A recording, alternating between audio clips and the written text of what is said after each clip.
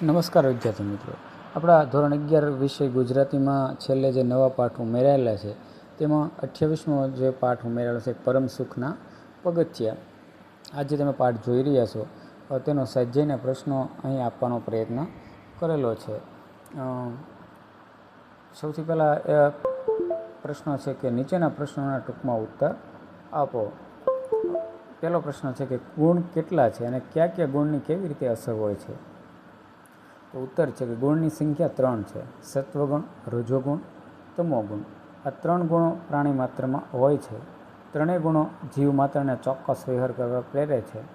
સત્વગુણથી તેજસ્વીતા, શાંતિ, સુખ અને જ્ઞાનમાં અભિરુચિ થાય છે. રજોગુણથી પ્રેમાળ, અસંતોષી, સતત પ્રવૃત્તિશીલ અને ચંચળ હોય છે. તમોગુણી પ્રાણી અજ્ઞાની, આળસુ, ઊંઘણશી અને મોહયુક્ત હોય છે.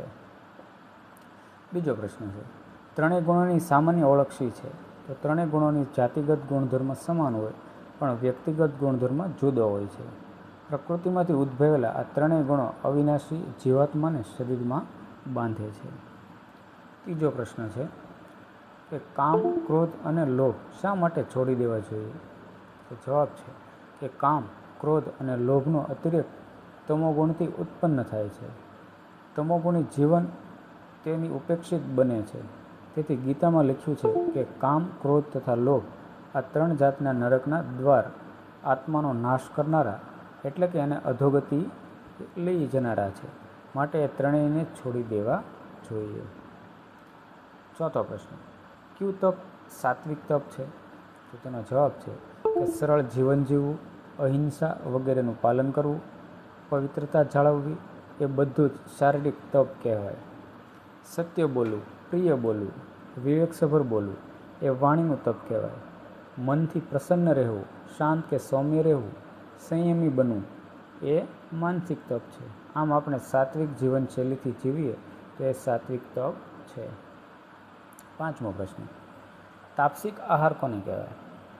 તો ગીતામાં તાપસિક આહાર માટે એક શ્લોક છે, યાતયામ ગતરસમ પૂર્તિ પર્યુષિતમ ચ યત પૌષ્ટિષ્ટમ્પી ચામેધ્યમ ભોજનમ તામસ પ્રિયમ. એટલે કે અડધું પાકેલું અને અડધું કાચું, સુકાઈ ગયેલા રસનું, દુર્ગંધ મારતું, વાસી, એઠું તથા અપવિત્ર ભોજન એ તાપસીનો આહાર છે. ત્યાર પછી છે નીચેના પ્રશ્નોના ઉત્તર આપો.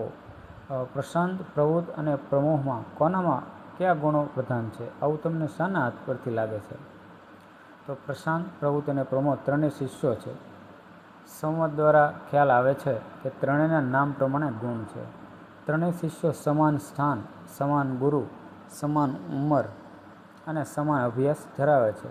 છતાં પ્રશાંત શાંત, સત્વગુણ, પ્રવૃત્ત ચપળ, પ્રવૃત્તિશીલ અને રજોગુણી, અને પ્રમોદ છે એ આળસુ, મોહયુક્ત અને તમોગુણ ધરાવે છે. એમ ગુરુ એમના શિષ્ય પ્રશાંતના પ્રશ્નના ઉત્તરમાં કહે છે.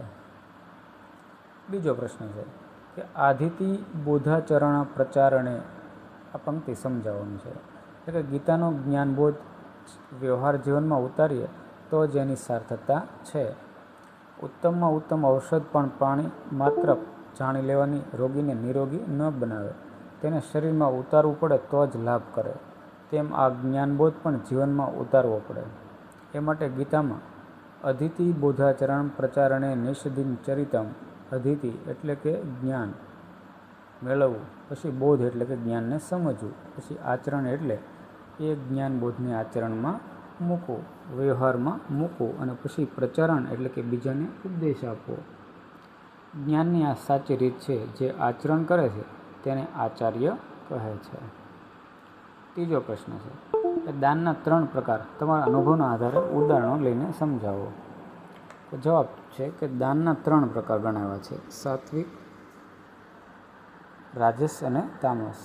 માનવ જીવનની સાર્થકતા પરોપકારમાં છે, બીજાનો ઉપકાર કરવામાં છે. એમ માટે ઈશાવસ્થા ઉપનિષદમાં શ્લોક છે કે ત્યાગીને ભોગવી જાણવું. દાન કર, મદદ કર. કે એ દાન કે મદદ કરવાની એક સાત્વિક રીત એક શ્લોક દ્વારા કહેવાય છે. કે ભારતીય પરંપરામાં દાનનો અનેરો મહિમા છે. જીવનના કર્તવ્યનો ભાવ સાથે દાન સ્વીકારાયું છે. એક માણસ બીજા ઉપર ઉપકાર કરે છે, એની સામે અપેક્ષા ભાવે બીજો માણસ પહેલાં ઉપર ઉપકાર કરે એ તો સ્વાભાવિક છે, પણ જેણે ઉપકાર કર્યો નથી, અપકાર કર્યો છે, એના ઉપર પણ અપેક્ષા વગર ઉપકાર કરે તે સાત્વિક દાન છે, શ્રેષ્ઠ દાન છે. કોઈને જરૂર છે એને આપવાથી ભવિષ્યમાં સારું વળતર મળે એક વિચારીને આપેલું દાન રાજસ છે, અને અપમાન કરીને તિરસ્કારની લાગણીથી અપાતું દાન તમસ છે. આપણા ઇતિહાસમાં તેમજ આપણા સંપ્રત જીવન વ્યવહારમાં આવા ત્રણેય પ્રકારના દાન જોવા મળે છે.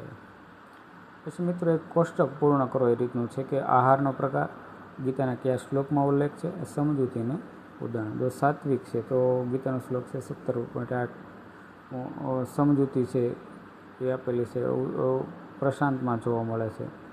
તો આ રીતનો આખો એક કોષ્ટક પણ મિત્રો તમે જોઈ શકો કે આ રીતનું આપેલું છે, તમે આ જોઈને પણ છે એ લખી શકો. તો આ રીતે આ જે પાઠ હતો એના આપણે પ્રશ્નો છે એ જોયા. તમને આવનારી પરીક્ષામાં આમાંથી છે ઘણું બધું મદદરૂપ બનશે. હવે મળીએ આપણે નવા વિડીયો.